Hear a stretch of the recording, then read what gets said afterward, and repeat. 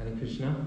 Hare Krishna. Welcome everybody. Thank you for joining us on this Friday evening. Always lovely to see you all. And we've got some friends from the Midway Interfaith Action Group with us today. Very wonderful to have you all here with us. So just going to run through the program briefly, just in case anyone's not familiar. So we'll start off with Kirtan.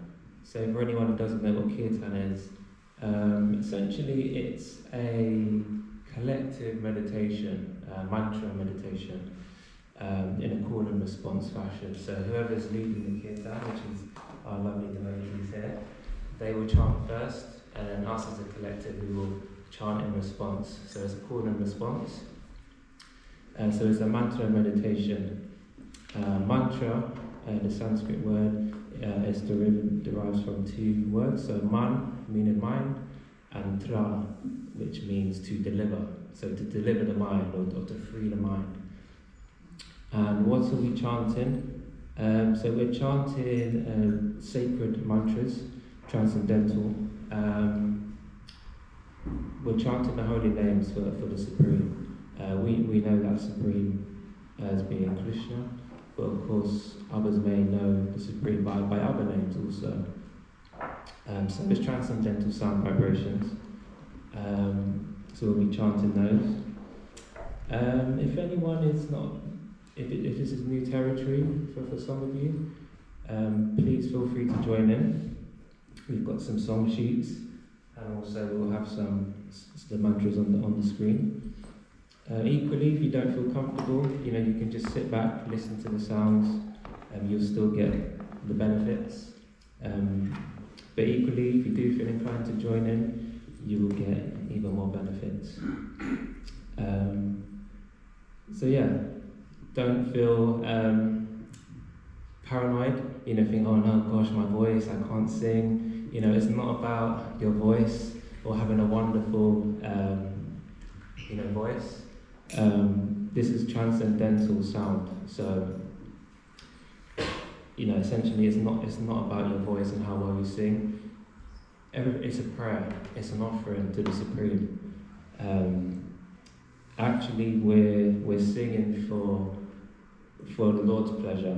Actually, so if you just think of it like that, don't worry about how you think your voice may sound. So we'll start off with Kirtan for about half an hour or so. Yeah. After that, we usually do a class, but today we're going to do something different. We're going to do a book reading, and hopefully some of the things that we read will open up a discussion amongst the group, which hopefully should be quite good and engaging.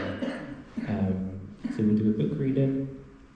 Hopefully, if time allows, we'll do another 10-minute Kirtan at the end. That one tends to be a bit more lively, so don't be alarmed if we'll start standing up and we invite people to start dancing. So it's a short 10-minute Kirtan at the end, and then we finish up with the main event, which most people come for this, the food. At the end we feast. So that's something called prasadam. So it's vegetarian food that's been offered to the Supreme. It's been spiritualized, karma-free food, and we feast like that. So that's the run of events. Thank you all again, and I'm going to leave you in the wonderful hands of our devotees. Hare Krishna. Hare Krishna. Before we start with the Mahamantra, we will offer our prayers to our Guru, Prabhupada. And Connor Prabhuji mentioned not to feel shy about your voice. Well, if Krishna is pleased with my singing, I'm sure he will be pleased with your singing as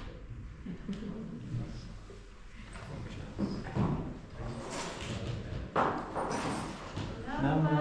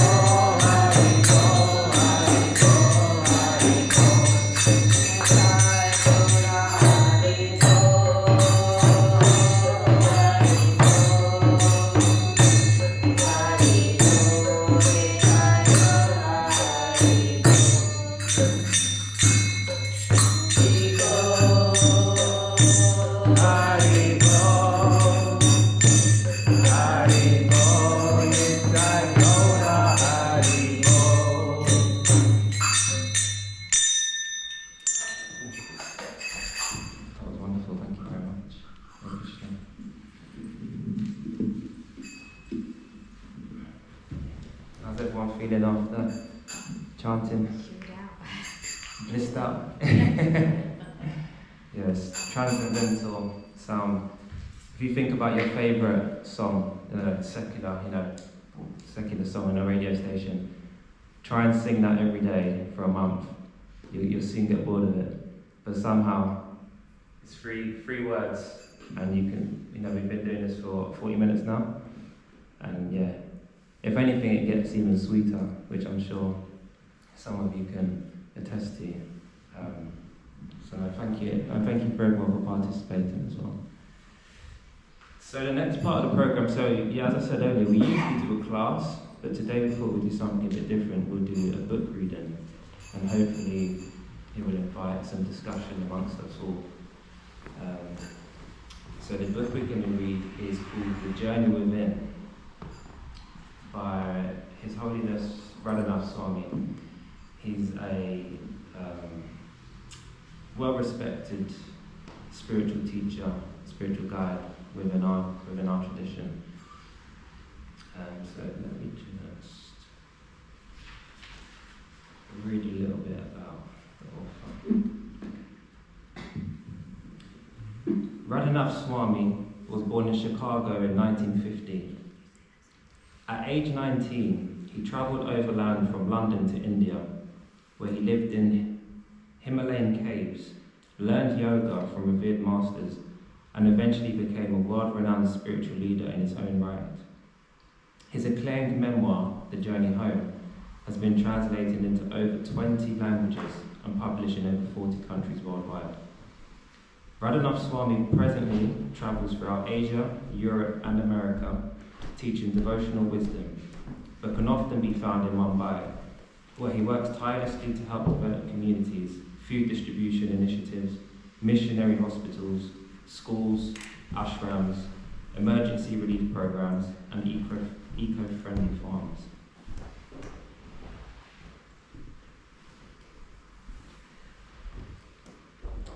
So yeah, this is one of his books, The Journey Within, exploring the path of Bhakti, a contemporary guide to yoga's ancient wisdom.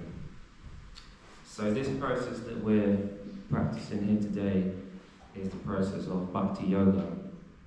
So I'm sure everyone in this room has heard of yoga before. When we think of yoga, we probably associate it to people wearing tight clothes on a yoga mat, stretching, which is a form of yoga. But in fact, it's a very small part of yoga actually. The word yoga in Sanskrit means to yoke, to bind. So to bind to what, one might ask. So essentially, it's to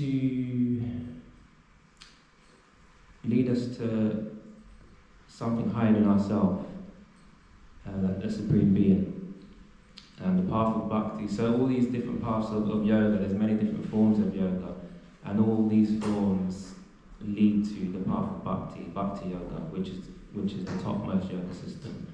Bhakti means devotion or love, and so through practicing this, we're trying to develop a love for a Supreme Being higher than ourselves, the Supreme Person. We know that person as being called Krishna. Krishna means all attractive. So this is what we're practicing, so Bhakti Yoga. So before we open it, just going to say a quick prayer just to invoke blessings and teachings and guidance from our spiritual masters.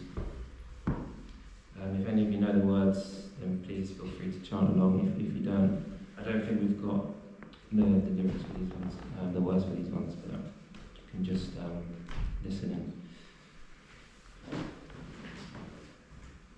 Om Jnana Timalang Jasya Jnanana Shalakaya Takshmai Lumadikam Nina Tasmai Shri Gurave Namaha Namo Vishnu Padaya Krishna Prastaya Bhutale Srimate Bhakti Vedanta Swami Iti Namine Namaste Saraswati Devi Gauravani Pracharine Nirvishesha Shunyavadi Prastachade Shatarine Jaya Shri Krishna Chaitanya Prabhu Nityananda Shri Advaita Gadadhara Shri Vasari Gaura Bhaktavrinda Hare Krishna Krishna Krishna Hare Hare Hare Rama Rama Rama Hare Hare.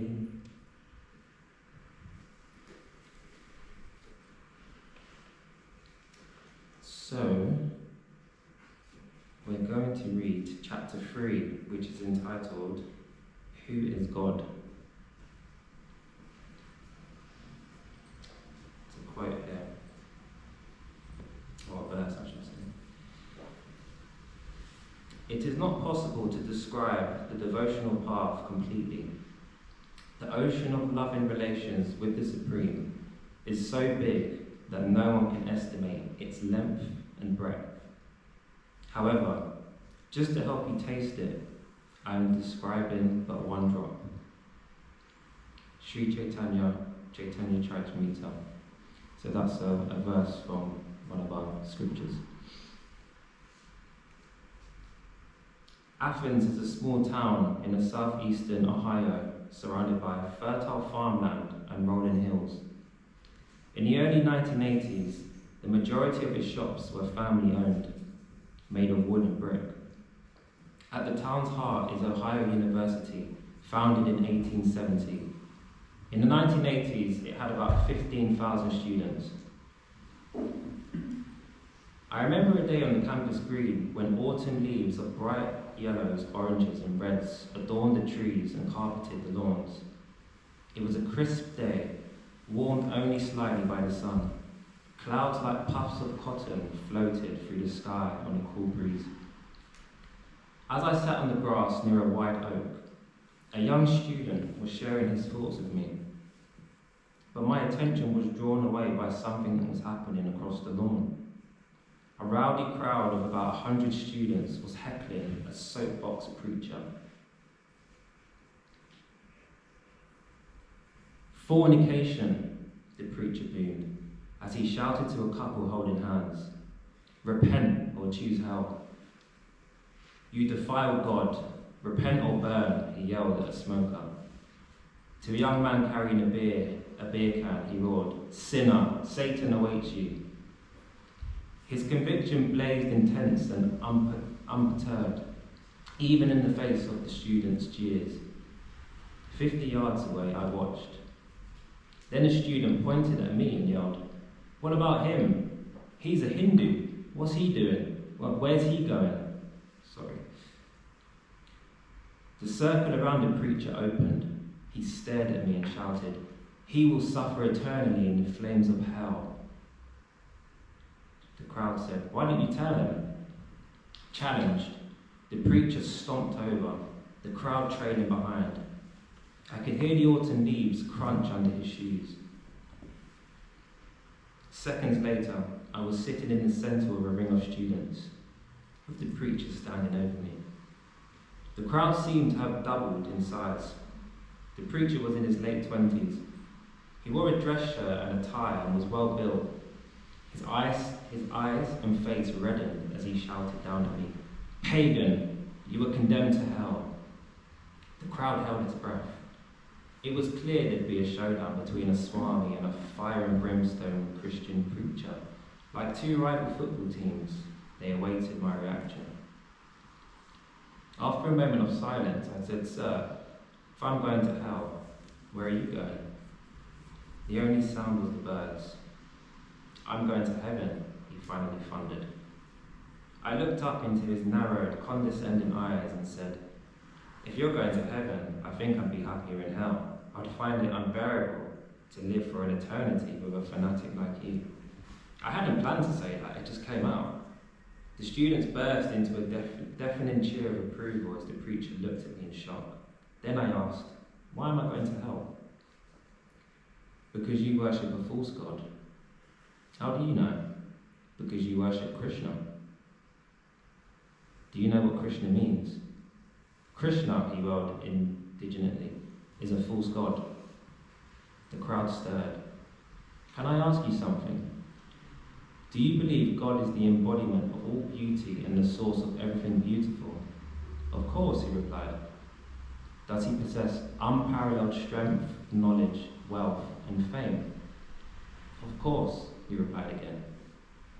Possessing these excellences makes God all attractive. Do you find God all attractive? Of course. Well, the name Krishna simply means the all attractive one in the Sanskrit language. Why do you oppose such a wonderful name for your heavenly Father? Knitting his eyebrows, the preacher proclaimed, Jesus said, I am the way, the truth, and the life.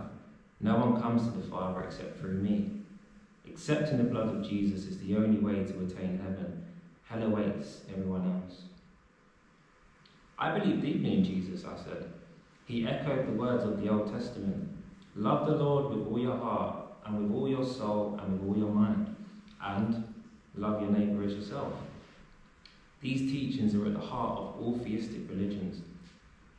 I may have a long way to go in my spiritual development, but I'm trying to dedicate my life to following those two commandments.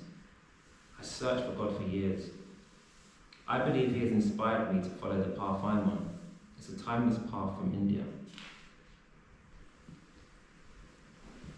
He continued to frown down at me, but I could tell he was listening. I respect your faith, I said, but please understand that on my spiritual quest, I left my home and travelled the world. In the Middle East, I found beautiful Islamic lovers of God, but I was also confronted with hardliners who preached that anyone who doesn't embrace Islam as the one true religion, Muhammad is the seal of all prophets, and the Holy Quran is the final revelation are condemned to suffer perpetually in hell. According to them, you, being a Protestant, will burn in hell.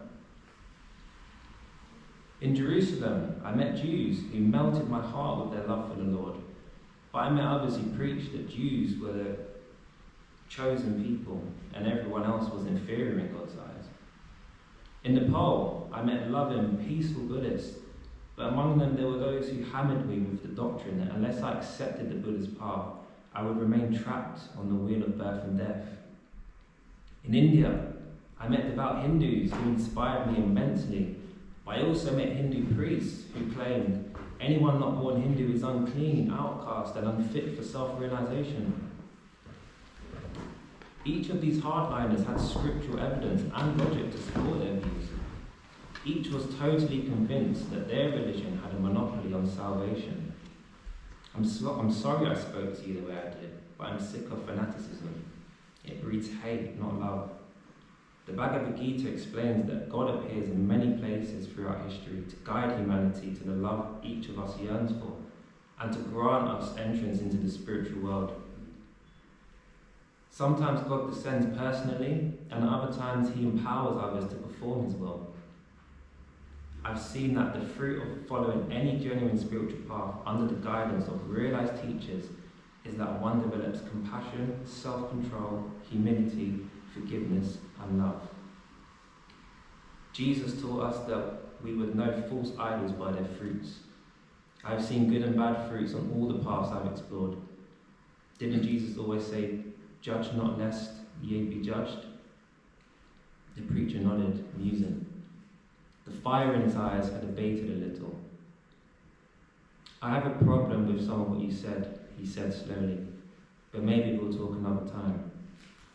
With those words he left, and the crowd dissipated into the slowly disappearing afternoon. I had been invited to teach a regular class on campus, so every Wednesday evening during the following weeks, I spoke to about 200 students who piled into a room in a dorm basement. Most of them stayed for the vegetarian dinner I had prepared for them. One evening I had arrived to find the door locked and the students standing in the hall. A notice, signed by the dean, was taped to the door. Class cancelled. The students circulated a petition, and the next day they met with the dean in his office. He told them the class had been cancelled because that same preacher had bitterly complained about it. But hearing that so many students ardently supported the class, the dean promised to allow it to continue. We started up again the next week. After that, the preacher showed up at my class every week without fail, contempt written across his face. He was on a mission to prove his case. Armed with a tape recorder, camera, and notepad, he searched for evidence to support his claims that I was teaching a dangerous theology. But he never said a word aloud. At dinner, I greeted the students and also greeted him, but he ignored all my attempts to be friendly. Curiously, it seemed that each week he was becoming a little less antagonistic, and although he continued to avoid any direct interaction with me, he was making acquaintances among the students. He even started eating the meal. Then about 4 weeks later during dinner, he got up from his chair and walked over to me. Everybody turned to watch. "I have a question for you," he said. I braced myself. "How do you make this?" And he pointed with his spoon to the halwa, a popular Indian dessert, on his plate. "It's fantastic. I want to make it for my church meetings." I happily wrote down the recipe for him. He took it with a smile, the first I'd received from him, and shook my hand. The next week, while dozens of students, professors, and townspeople were gathering, I stopped to ask him how his congregation had liked the halwa. "They loved it," he beamed. I think God, or may I say Krishna, was pleased. We embraced, and I joked, "I've changed my mind. I'd be happy to be in heaven with you." "Me too," he said.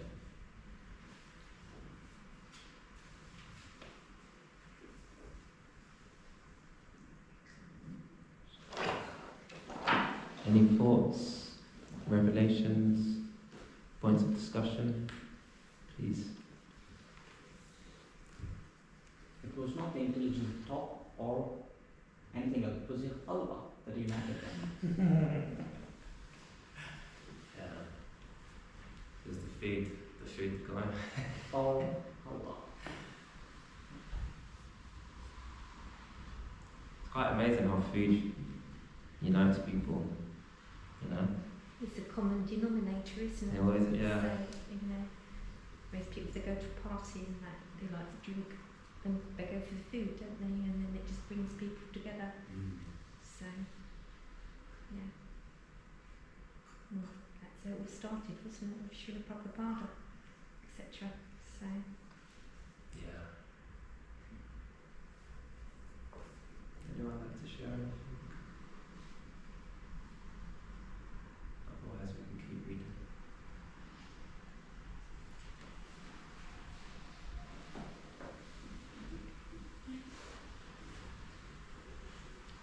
The idea of God.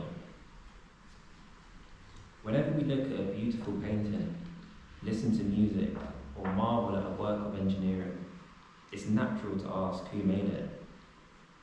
Similarly, when we look at the wonders and precision of this universe, planets in space, huge mountain ranges garlanded by clouds, rivers that flow thousands of miles for thousands of years, a butterfly's precision flight across continents, the DNA in each organism, it's just as natural to ask who created it and why. Like other theistic traditions, Bhakti Yoga accepts that there is a divine intelligence behind the universe. But while many spend their time, as the preacher once had, fighting over which God is better, it's important to remember that the quality of a person's faith isn't measured by the apparent shortcomings in another's. What matters is whether a particular expression of faith inspires and guides us in our evolution toward unconditional love of God. Sadly, the Supreme Being, whom most faiths exalt as the greatest, is often imagined to be petty and partial to one group to the exclusion of all others. This misunderstanding of God's nature can manifest in every spiritual tradition, including my own. I've met teachers from various faith schools whose conception of the Supreme contradicts others. At times I was torn by these opposing doctrines. I couldn't accept the common argument that these views were ultimately one with their conclusions were so clearly different. When their conclusions were so clearly different, apologies. Eventually I discovered in the Bhakti text an understanding of God that helped me unravel and then reconcile these contradictions. The Bhakti text explained that God can be perceived and understood in a variety of ways.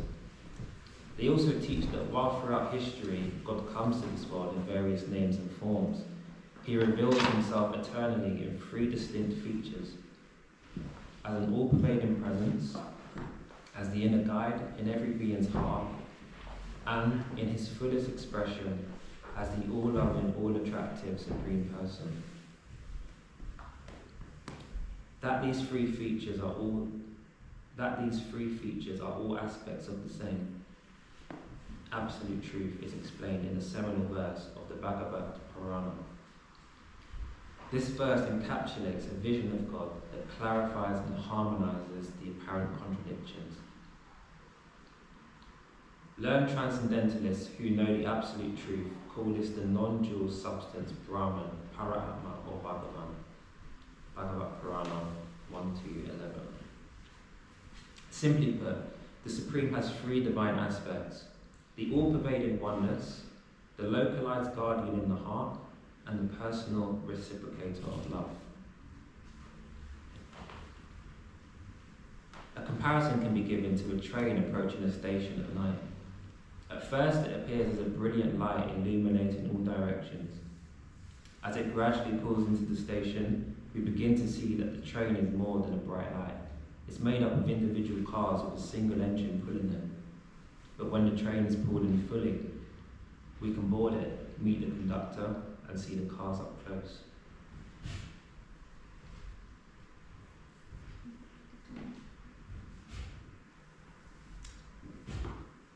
Any thoughts, reflections, anything anyone would like to share? What's said about the train as spiritualism is a journey, isn't it? And we're all on that journey at different levels, on our own personal journey. You know, your journey with Krishna is different than my journey to Krishna, etc., etc.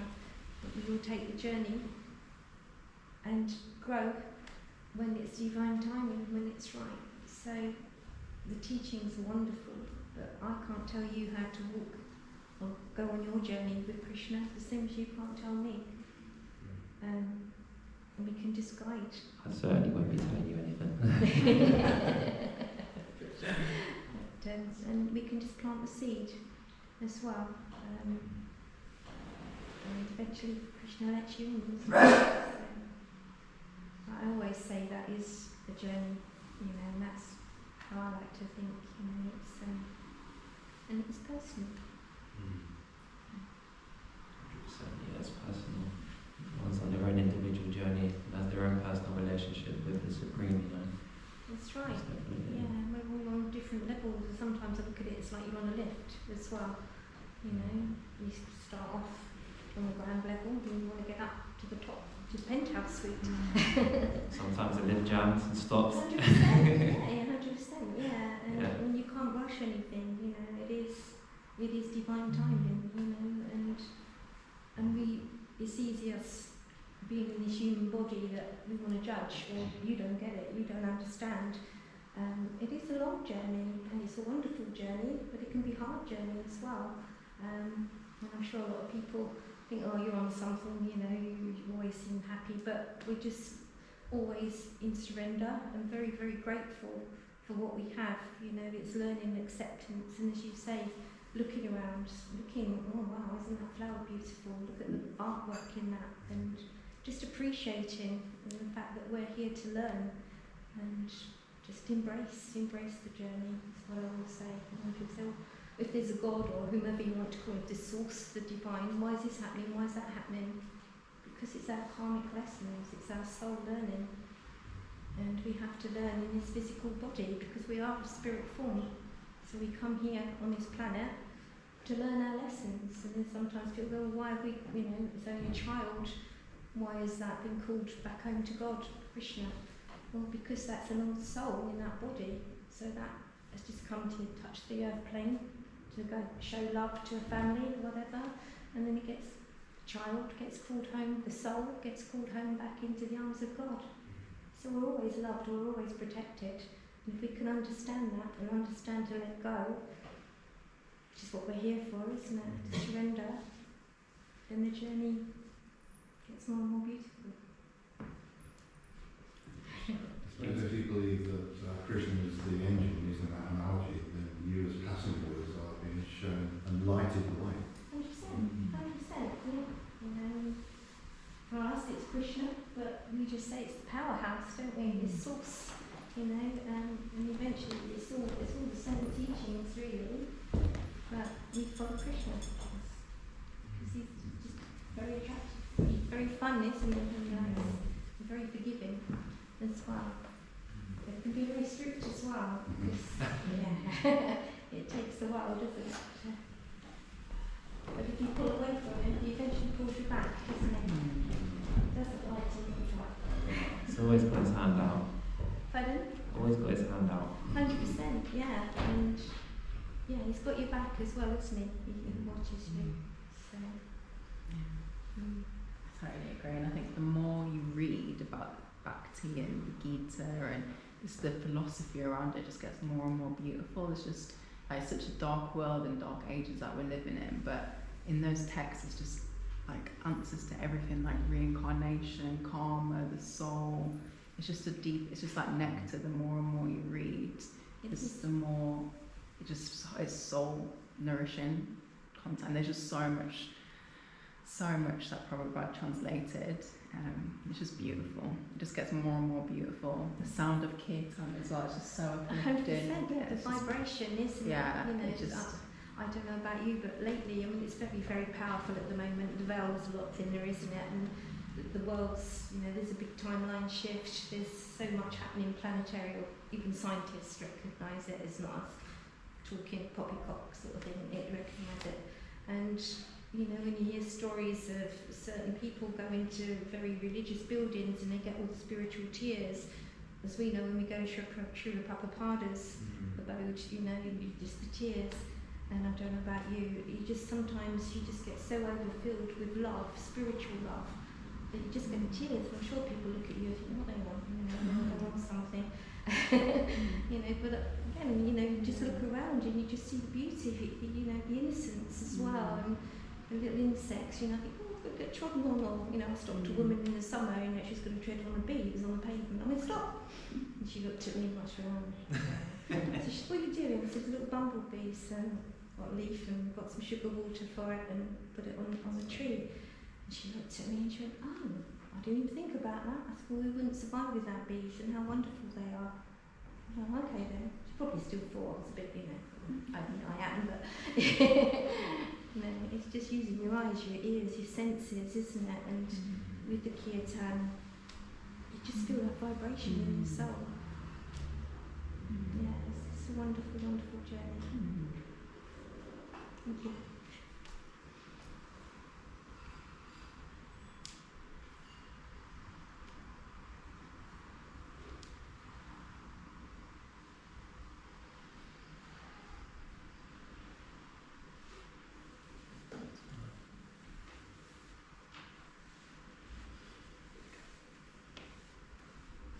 Any other reflections? I think Beth, was you going to say something? No, I was just thinking, that's all, because I was thinking back to the train. We have our engine and we have our carriages, and if we think of each of those carriages as being a different expression of a faith group, but they're all being pulled along or shown the way to the source, Krishna, God, the universal soul, great spirit, whatever you wish to call it, then as you were saying, I don't know your name, Sandra, we will travel differently, but it's a different journey to the same route. But also I was thinking about chapter 3, but the first chapter you read. Yes. And I thought, particularly the first section, where there was a commentary about the different faiths being mentioned, and I thought, I must get a copy of that book because it's perfect to include for the opening of the Interfaith Week to start people thinking. But also what I enjoyed was the critical observation of not just the challenging, really dogmatic, Bible bashing Christian, but also his own faith by saying, yes, there's faults in everything. By reference, well, I'm not perfect, and the way people express their faith isn't always perfect, and we get a bit carried away with things, and perhaps lose sight of the ultimate goal. Yeah, that's right. Yeah. Absolutely. Yeah, because again, it is hard because it is the soul living a human existence, and this planet is quite a heavy, dense planet, isn't it? It's not one of the best planets. Of course, it's engulfed in materialism, and the ego, false ego, takes over. And I'm better than you. This is better than that. But if only, as we know, if we could all just pull together, as you say, go on that train. And in the past, you used to have the individual little carriages, but now they're more opened up. Wouldn't it be wonderful if we could all intermix and just have a nice journey? As you say. That's what this is all about. Yeah, that's right.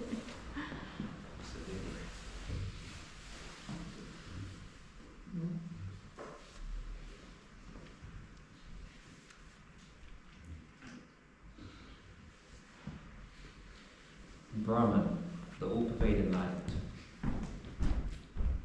I worship Govinda, the Supreme Being, whose effulgence is the source of the non-differentiated Brahman mentioned in the Upanishads, and who appears as the indivisible, infinite, limitless truth. Sri Brahma Samhita 5.2. The Vedic texts describe the absolute reality as non-dual, Advaita. The one unchanging truth within and beyond everything that exists, and the source and sum total of all energy. This omniscient, omnipresent truth is referred to as Brahman and is described as being impersonal, formless and changeless, what many people call the white light. Within the Vedas is a body of literature called the Upanishads, which are known for their lofty philosophical explanations of Brahman. The Mundaka Upanishad states, in the spiritual realm, beyond the material covering, is the Brahman effulgence, which is free from material contamination. That effulgent light is understood by transcendentalists to be the light of all lights. In that realm, there is no need of sunshine, moonshine, fire, or electricity for illumination. Indeed, whatever illumination appears in the material world is only a reflection of that supreme illumination. That Brahman is in the front and in the back, in the north, south, east and west, and also overhead and below. In other words, that supreme Brahman spreads throughout both the material and spiritual skies. 229.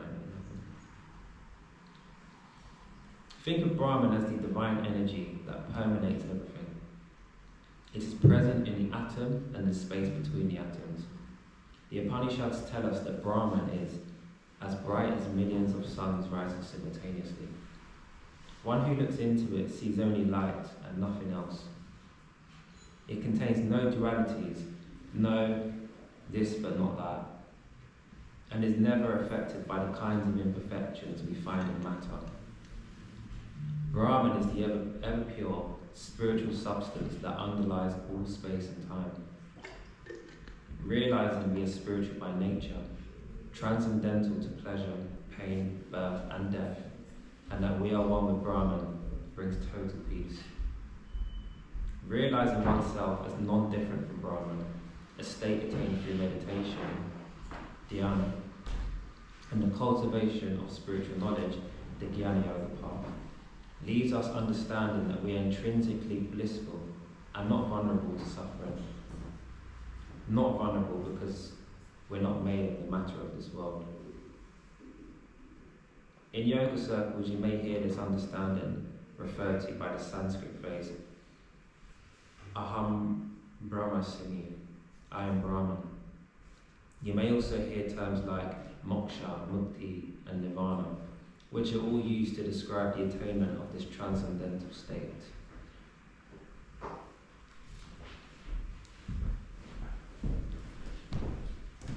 The Para-Atma, the inner guide. It's another verse. So. As the one sun appears reflected in countless jewels, so the Supreme Being manifests himself in the hearts of all living beings. Sri Chaitanya Charitamrita, Adi Leela 219. A number of spiritual traditions speak on the aspect of God that is found in all beings. The Vedic texts call this feature the inner guide or the witness. In Sanskrit, the individual soul is called the Atma, whereas God is the inner guide, it's called the Para-Atma or the super soul. Out of love for all beings, God, who is already present everywhere, presides in every being's heart and takes a personal interest in each being's welfare. When we calm the mind and senses through yoga, prayer, or some other contemplative practice, we can feel his presence, and if the mind is very quiet, hear his guidance. The Katha Upanishad compares the individual soul and the supreme soul to two birds sitting on a tree. The individual soul spends its time tasting both the sweet and bitter fruits of the tree, while the super soul, ever satisfied, remains its friend and witness. The super soul never abandons any soul because he loves each of them, but neither does he interfere with any of the soul's choices.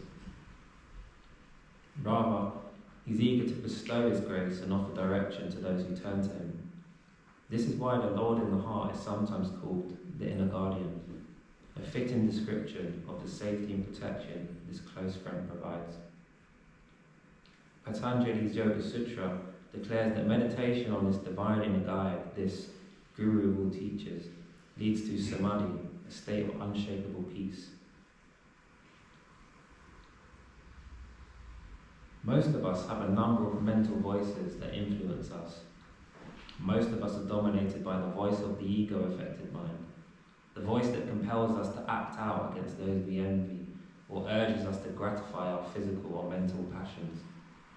There are also the voices of our parents and teachers, of popular media, even the advertising jingles we heard as children. Para-Atma, however, is not just another voice.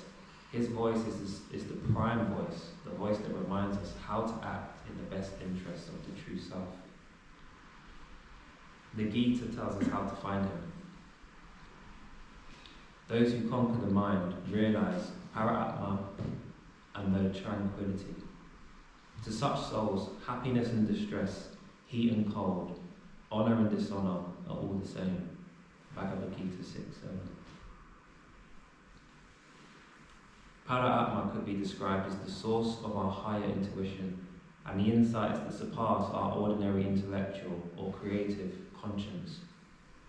Ralph Waldo Emerson, a leader of the 19th century transcendentalist movement, wrote in his essay, The Oversoul, "Within man is the soul of the whole, the wise silence, the universal beauty, to which every part and parcel is equally related, the eternal one." Many Christians refer to the Supersoul as the Holy Spirit. Do not worry about what to say or how to say it. At that time you will be given what to say, for it will not be you speaking, but the Spirit of your Father speaking through you. Matthew 10:20. Para-Atma chooses not to interfere with our free will, but he is always present in our hearts, lovingly waiting for us to turn to him. Para-Atma guides us, but the amount of guidance he gives is reciprocal with how much we want to receive it. If you want to hear Para-Atma's direction over all other voices in your head, it requires to lead a clean, healthy life and follow genuine spiritual practices. Without these lifestyle changes, we may mistake our ego-affected imagination for Para-Atma's voice. We can find guidelines for living such a life by hearing from enlightened teachers and reading revealed scriptures, both of which are said to be the external voice of Paramatma.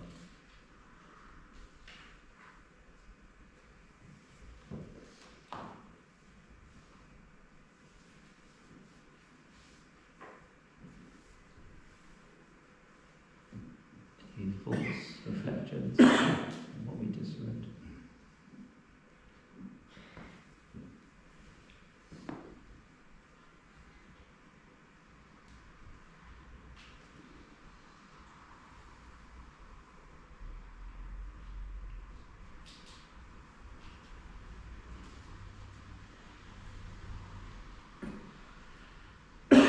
Bhagavan, or the Supreme in his fullest expression.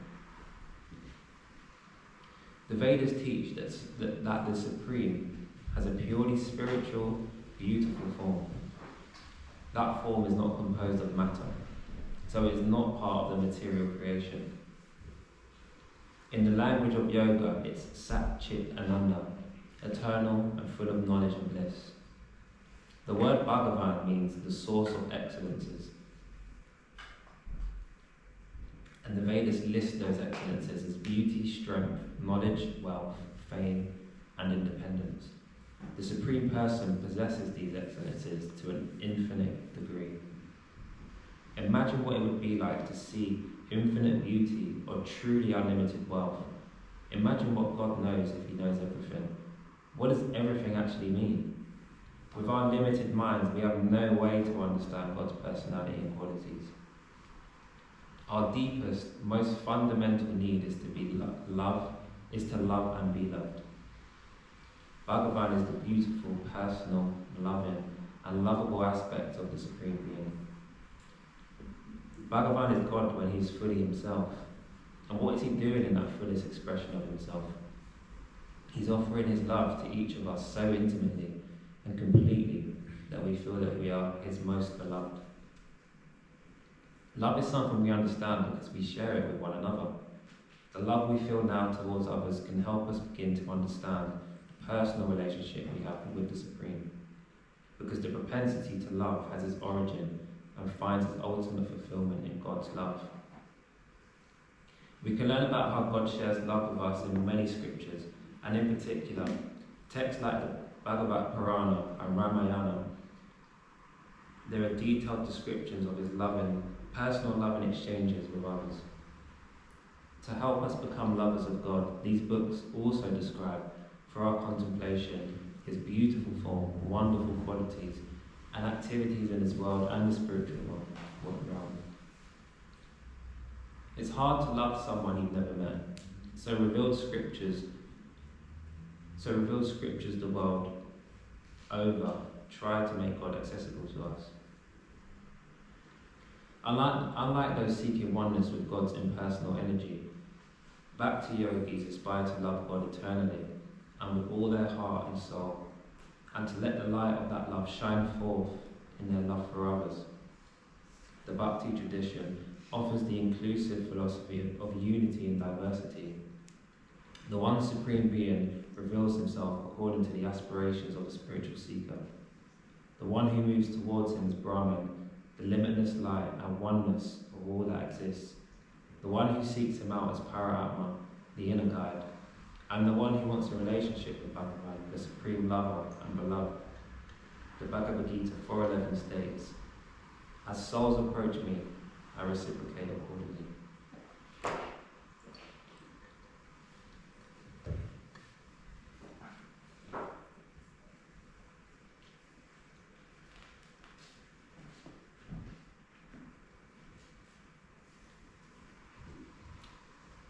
If no one's got any reflections, we'll carry on.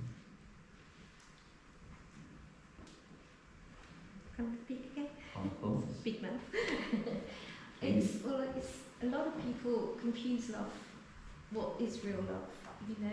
It's conditioned, isn't it? Because we have been conditioned, and especially now, it's about what's in it for me.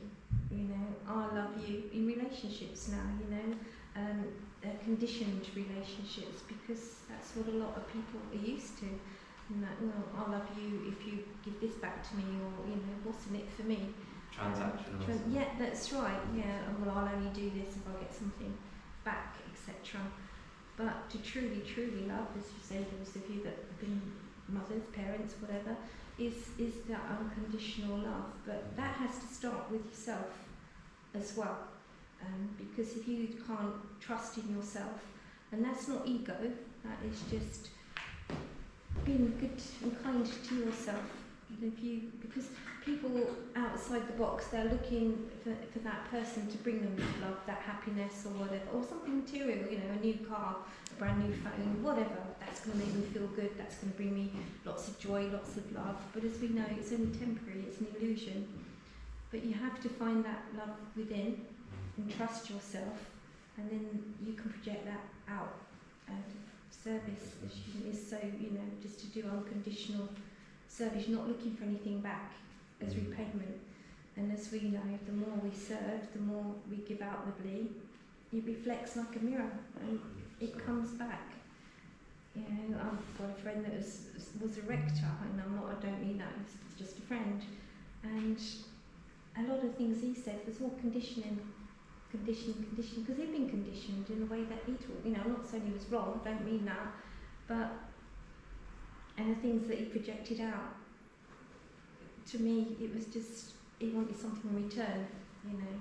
I love God, but, you know, but I'm doing this, I'm doing that, I'm doing this. You know, he wanted something back in return. And that's how a lot of our programming is, isn't it? You know, and that's why a lot of relationships are only temporary, or the things that we have on this material platform are all temporary, because we want something in return. But just to give love unconditionally, it's just so rewarding, isn't it? It's just what you do here, service. It's beautiful.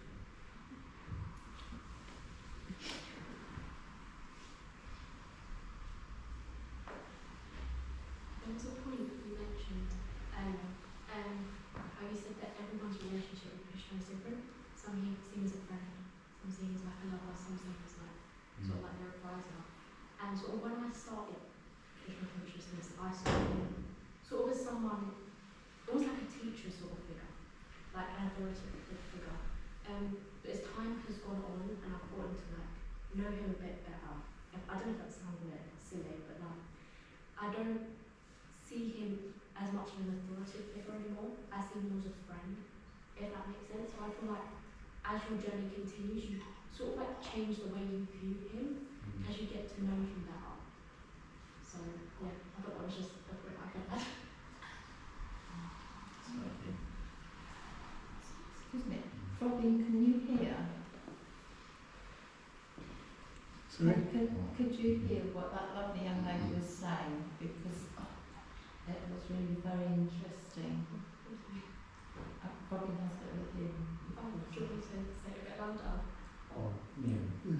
I think You're not Hi. You're not shy about the mic.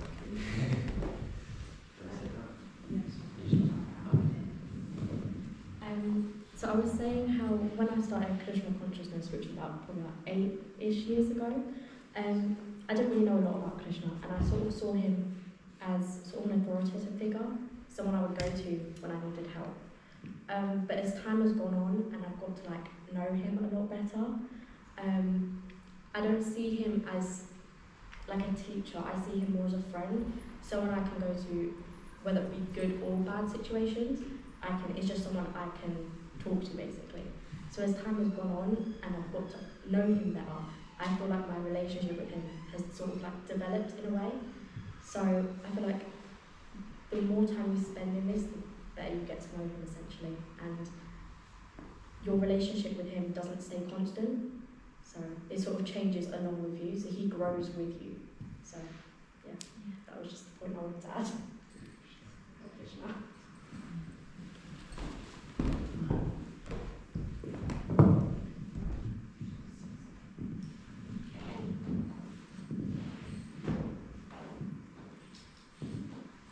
Some wonderful, wonderful points and reflections. So, yeah, and the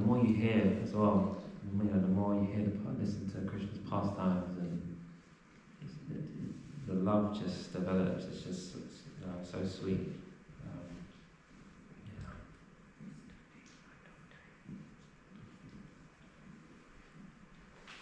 Do you want to share something? No, I was just trying to say you need to take time, patience and go.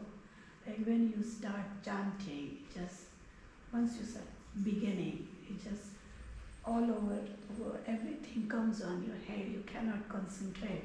But sometimes we shouldn't give up because it's Maya there trying to distract our mind. And then you get that energy and slowly you can 100%. concentrate and carry on. Maya is very strong. So Very Maya strong, yeah. means illusion. The illusion of this material world. It's very strong. Constantly and in putting this us back. material world, all we want is happiness. All we need is happiness. How can we be happy if we don't have any peace? And for me, I think this is a way, Krishna consciousness, this is a path. We can find that peace. That's what everyone's searching for, isn't it? Because We're all it's searching for not easy happiness. to go without find anywhere happiness. 100%. Yeah. It's like you've got the light and you've got the dark, haven't you? You've got to have the yin, the yang. You've got to have the mirror. So this world is beautiful, but obviously it can be corrupt. And the dark likes to take over, of course. We get storms, we get rain, but eventually we get sunshine. The light always wins, the light always comes through. And that's why I like to explain things to people that, when people are going through trauma, etc. Well, you're going through a storm at the moment. We're being tested and pushed. But eventually, the sun will come. So the light always wins over darkness. And if you can remember that in your darkest moments, or when you're going through trauma, or really bad times, or when you lose your loved ones, as we know, you don't lose them because the soul is eternal. This is just your shell. So just remember, the sun will always come up. Always. Thank you. It's my soul talking. I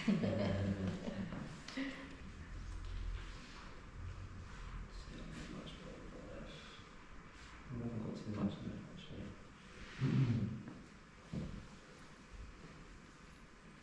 One God appears in various traditions. Let's briefly explore how the Supreme has appeared through the ages in various traditions. In the Bible, God is the all-powerful, loving Father. He appeared as a burning bush to enlighten Moses, as a pillar of fire to save the Israelites from Pharaoh's army, as a thunderous voice to proclaim the Ten Commandments, and allegorically, I don't know if I pronounced that right, as a youthful lover in the Old Testament, Song of Songs.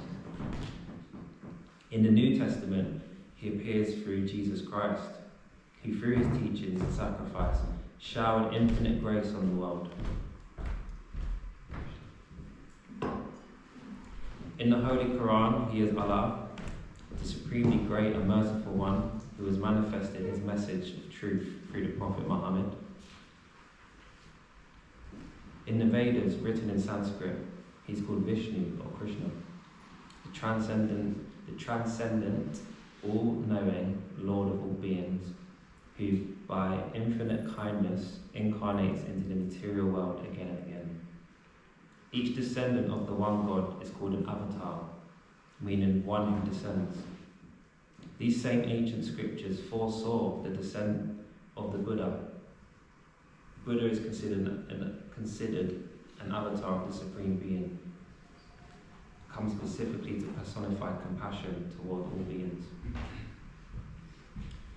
In the epic Ramayana, the descent of Ram, teacher of the highest human ideals, is described. Rama displayed both limitless power and limitless sweetness. In the Bhagavad Gita, he is Krishna, spiritual master and a friend to all, who reveals the universal knowledge quintessential to the Vedas. In the Bhagavad Purana, Krishna further reveals himself as an ever-youthful cowherd boy who possesses all the qualities of all the avatars, but whose beauty and sweetness overshadow his majestic power to facilitate intimate love and reciprocation. The essence and goal of all true scriptures is to connect us to an all-loving, forgiving God, and to teach us how to live as instruments of that love and forgiveness. Yet, religious scriptures have, in places, descriptions of harsh punishments, bloody histories, or teachings that appear to be polarizing. These accounts and the lessons they teach need to be balanced and understood in the light of the essence and goal, to love the Supreme, to see the innate divinity within ourselves and in all beings, and to be infused with compassion.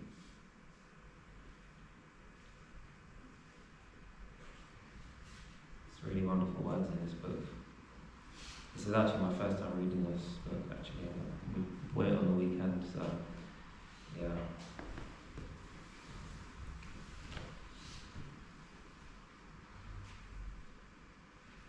Any thoughts, reflections on what we just read? I was brought up Christian, but we were taught to fear God, and it's in Krishna consciousness, it's about God is loving, and it's just totally different view. So it's just that different approach of having a loving relationship with God and fearing God. I never understood that fear of God. Yeah. It's true fear of God. Why wouldn't when it's all about love? Yeah. Unconditional, as we say. Yeah. Definitely.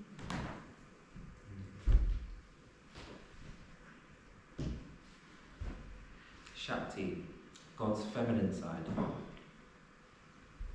O Radha, you are a flowing river of incomparable compassion. Please allow me to serve you. Archana Padati, the process of deity worship. Once, when I was delivering a talk in Mumbai, a young man said, "It is said that behind every successful man there is a woman. Does this statement hold true for a celibate like you?" Yes, it does.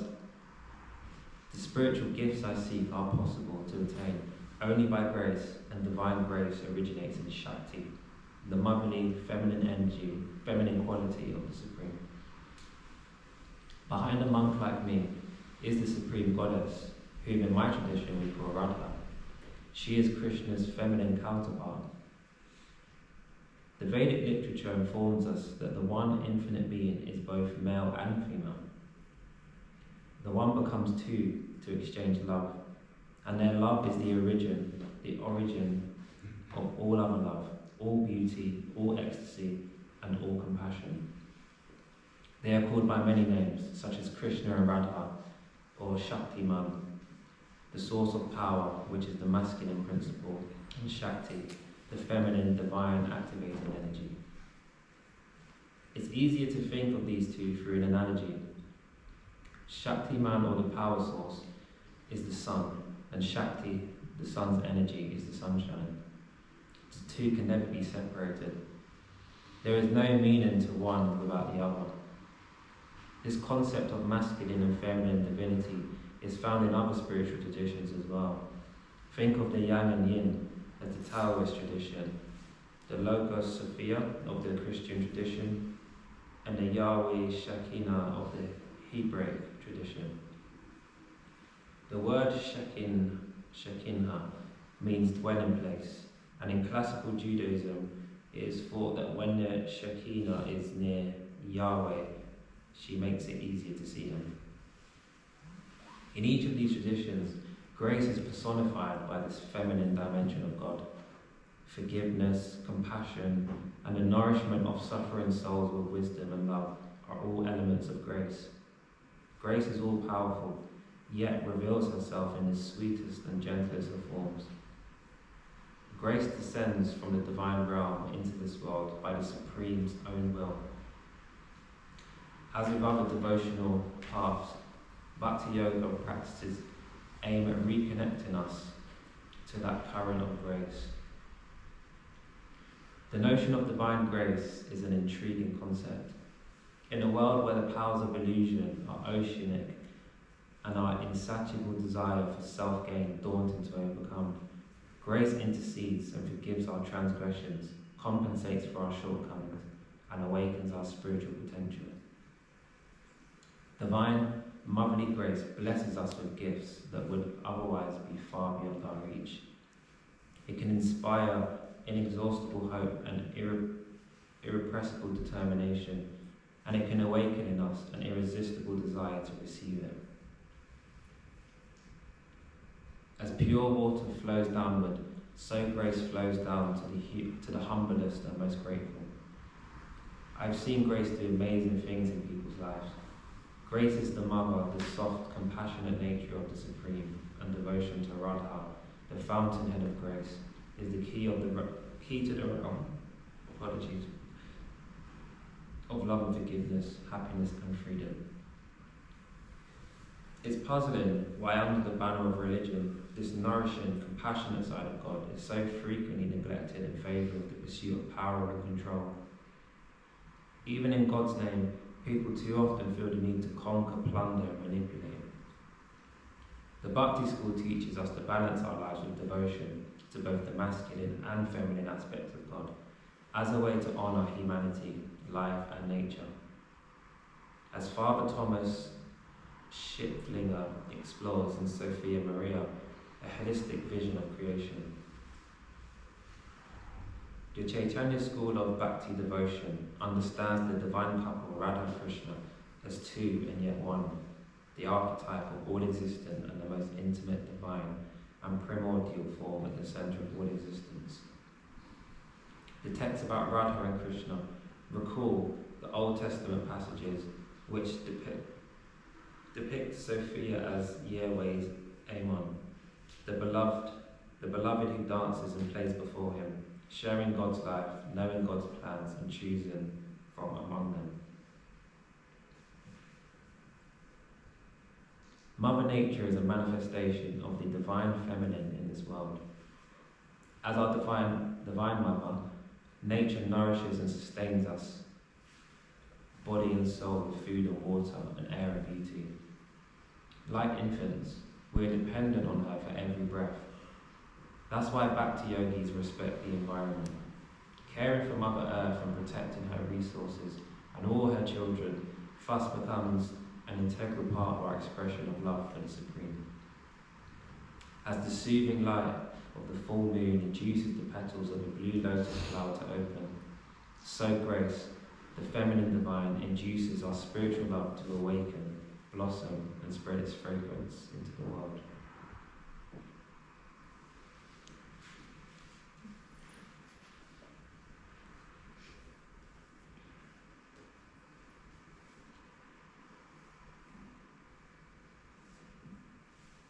Anyone have any thoughts, reflections, realizations, anything they'd like to share? I don't know if we should say for those that are not aware, the poster there is Krishna with his feminine form of Radha. So they had he manifested Radha, didn't he? Find out what it was like to be the feminine side. So to get through to Krishna, she's very, very protective of him. And yeah, you've got to be very, very loyal, should we say, to her to let you get through to Krishna. So, and that was just a sign of unconditional love. They never married, did they? Like I say, just is another avatar really of Krishna, so that's why you see them together.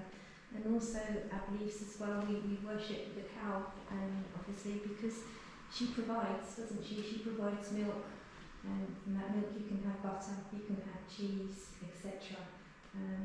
Whereas people might want to eat the cow, but then that would provide much more food longer as well. Because, once you've ate the cow, right, the meat's gone. But if you keep the cow alive and obviously worship her, she's going to keep producing for you, she's going to keep making food for you, food, the milk, the cheese, the butter, etc. And the end of the cow's life is natural. The cow would die just naturally. We do not easy. We're all vegetarians, or we're vegans, vegetarians. Most of us are vegetarians, aren't we? We don't take any life whatsoever. Okay, we eat plants, But we do our prayers, don't we? Because that's still life. You know, with gardening, we do give our prayers because we're taking the life. We do not take any life whatsoever. Knowing, obviously, we're walking down the road, going to trip on an ant or a beetle or whatever, but we do not take Consciously. Consciously, yeah, we don't know. So it's about respecting life. We believe everything has a soul, don't we? And we have no right to take any life whatsoever. Yeah.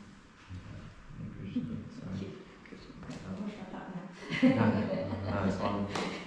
But as you said, it's only by Radharani's mercy that we actually get to experience Krishna.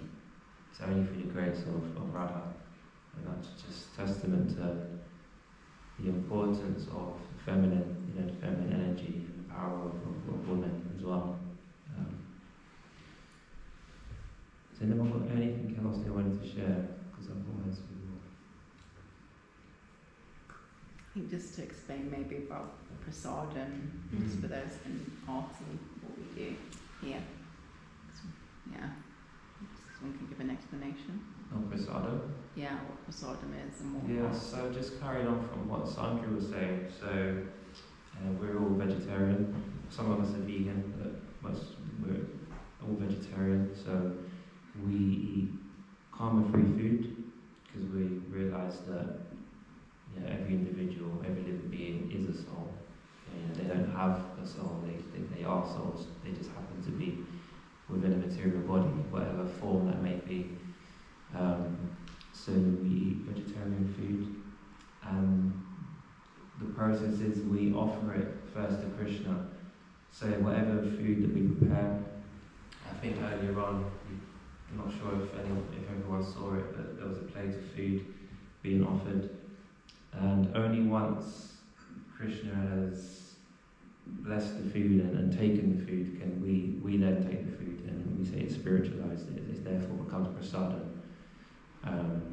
Everything's in service, Krishna comes first, so we keep Krishna at the center, so we offer our food, then we can have it. We sing, we chant. It's for Krishna's pleasure, ultimately. That's what I said at the beginning. Don't worry if you think I have a horrible voice, I don't want to sing. It's not about, having a wonderful pop idol voice or X Factor or whatever. It's all for the pleasure of Krishna, so that's just a bit about prasadam. So hopefully if you all stay to the end of the program, you'll get to experience some of that lovely food that's been offered and blessed, it's been spiritualized. Can you just say a little bit about the history of Krishna and the followers of Krishna, when it began? If possible. So is that too broad a question? Did you mean ISKCON or Krishna like that at the very beginning? At the beginning, yes. Oh, right. Thank you. Yeah. What we follow is a part of the Vedic culture called ISKCON. But the Vedic culture actually is called Sanatana Dharma, which means it's eternal occupation. Every human being or the human form of life is meant to realize God and go back to Godhead. That's what we're meant to do. The other forms of life can't achieve that. And what we scientifically say we've got 5 senses, we've got 6 senses, and we horribly misuse the 6th sense for our own false ego. I want to do it, I. But God has given us the 6th sense to realize what is God, who is God, why am I here in this world, what am I doing here. The reasoning power why is only available to humans, and if we use it for the purpose of God, then we can go back to God. So this Sanatana Dharma started, there's no record of when it started. Over generations, what we call as kalam, time, humans have a tendency to forget. So God appears in various phases to re-establish this, teach us. And it is said in our Vedas that God has originally told this to the Sun God, and the Sun God then transferred it to Manus, meaning there are 4 major branches, and then has come down. We are so forgetful that, I am very forgetful. My wife tells me that I've got a selective hearing and an extremely selective memory. I'm not kidding, she's here. You can ask her. But generally, humans are very, very forgetful. So God has appeared to teach us, train us, and the last incarnation was Lord Chaitanya, about 500 years ago, where he has come for us to guide us as to, in this age, how to perform bhakti, how to serve God and not serve yourself. So the history is, it started all with Lord Chaitanya. I'm not sure if we've got any picture of Lord Chaitanya Mahaprabhu. Yeah, here, right there.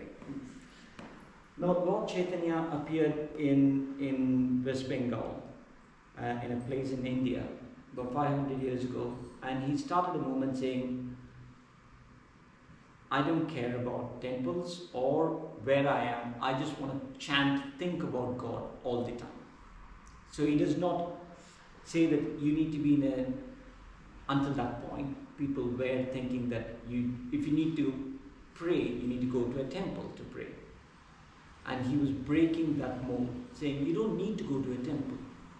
You just have to be thinking about God all the time. So that started off 500 years ago, and it has came through disciplic successions. And Prabhupada, our spiritual master, has brought it to the West, the one in the figure. He's brought it to the West. If you read the difficulties of Prabhupada that he's gone through, he boarded a cargo ship from India to America, had 2 or 3 heart attacks along the way. He was 69 when he started the journey? 69 years old when he started the journey. He knew English, but he had no friends. Don't know where he's going to land in New York. Just landed there. Only because his own spiritual master said, spread this to the West. He didn't want money, he didn't take money, he just gave what his spiritual master's teachings were to the West. And we are here talking about him. So it did start quite a long time ago. And when I say quite a long time, I really, really mean quite a long time ago. So the birth of mankind. That's what it says in Veda. And in Veda it says quite clearly, when every phase of human life, you will face difficulties, like in a very, very early stages, much, much earlier, thousands of years ago, I'm talking 10,000s of years ago, the difficulty to a person or a family comes from outside this world. Could be meteorites, could be anything outside this world. The next column is, it comes from human person, but unknown to yourself. Somebody, third person, bandit, thieves, robbers, killers. The next came close kins. Now we are in a stage where no one else needs to spoil your life, you spoil your own life. That's why we are all in. We're all in where we are adept enough to spoil our own lives. Yes, in that process others as well, but mainly your own life. So in this age of Kali, the best way to reach God is by mantra meditation, by thinking about Him and not forget Him all the time. Prabhuji, any corrections? No, that's good. Yeah, so said Lord Chaitanya gave the prescription and said just simply chant Hare Krishna, and he would go around. It's quite, when you read the pastimes, it's just so wonderful listening to it. But he'd literally just go around the streets, just kirtan, just non-stop. You know, everyone would look out the windows and be like, what's going on? And then they'd all come with joy, and it was just kirtan, just going down the street, hear the bells, the cars all going, just. That's a good side of it. People did throw stones at him as well. He didn't stone. People did throw stones at him, at his followers. There was Nava, who was from the Mohammedan family, who joined Lord Chaitanya as his close associate. His own family condemned him. His own people threw stones at him. He was still blissfully singing about God. Yeah. For him, it was not the name of the God which mattered. For him, he was singing about God. That mattered for him. So, and as it's just said, Srila Prabhupada, he brought it to the West. Just the more you hear and learn about Prabhupada, it's just absolutely amazing.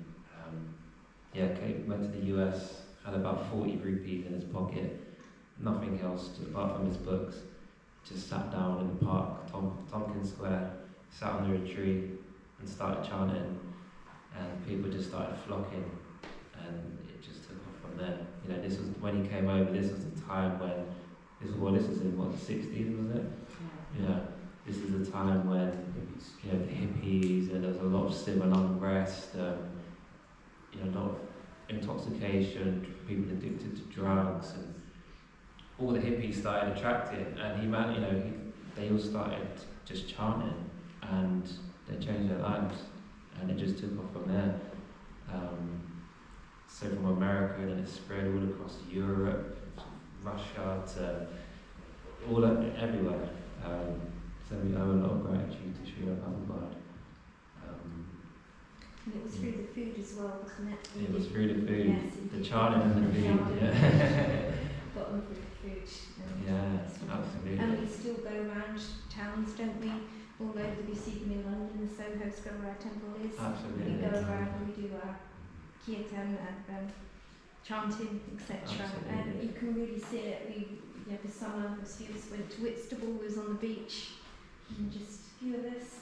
And there was people sitting on the beach, even our little ones. The little ones were sitting on the parents' shoulders, and the little ones were doing all this. We've had people come out of the shop fronts and all that, because it just lifts the vibration. It takes away any negativity. Little insects feel it all, don't they? The plant life just do so much good. Absolutely. And it just raises the vibration. So. I'm on Radhanath Street, 70s, Saffron Road. Yeah.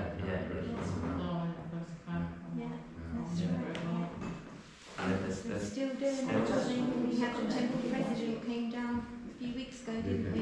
Yeah. What do we call that process? So we call that Harinam.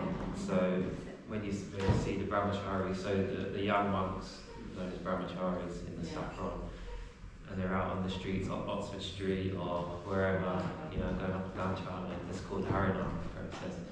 So it's essentially it's meeting people where they're at. Not everyone's going to come into the temple, so it's like we need to go out and just chant to the world. So even if people don't want to take part, even them just hearing that, they will reap the rewards from it, But quite often you see a lot of people get involved. I've never gone on Harinam yet, but watching it on YouTube, especially the ones in London, it's insane. See people that come out the pub and they get involved, saying Krishna, Hare Krishna. But it's just, It's very contagious. It is contagious. Again, I'm sure people think, what they're on, they must be on stuff. No, simple as that. And we're a family. I mean, a few of us, we've all connected through this group for many years, haven't we? I mean, I see you when you're so little. You used to come in with children, you let go of that, didn't you? It's amazing, and it really is. It's a wonderful bond. It's a lovely, lovely family. We've got each other's backs, haven't we? We have our own little group on WhatsApp, don't we? And it is wonderful. It's just a lovely connection, just through unconditional love. Couldn't get any better than that, could you? and beautiful food. That's the main point. Definitely, definitely. Right. So, we've got a little quick 5-minute kirtan. We'll have a quick 5-minute kirtan, and then we'll get to the main event, the prasad, the food. Hare Krishna. Hare Krishna, thank you.